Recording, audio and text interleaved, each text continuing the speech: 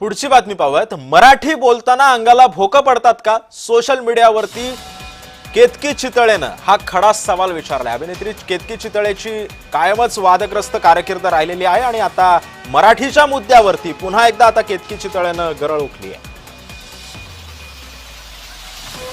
हिंदू हृदय सम्राट बाळासाहेब ठाकरे, उनके पोते पोतियां एक missionary, Scottish missionary Christian Catholic school में क्यों जा रही हैं, जहां पे असेंबली में आरती या फिर जो भी हो पसायदान नहीं कहा जाता, जहां पे बिब्लिकल हिम्स कहे जाते हैं, HYMES, hymns hymns, actual pronunciation hymns है, वहां पे उनको क्यों डाला गया?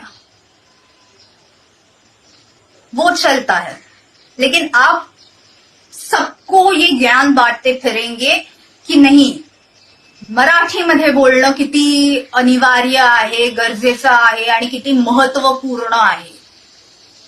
आणि स्वतःची पोरं मिशनरी शाळेत शिकतात.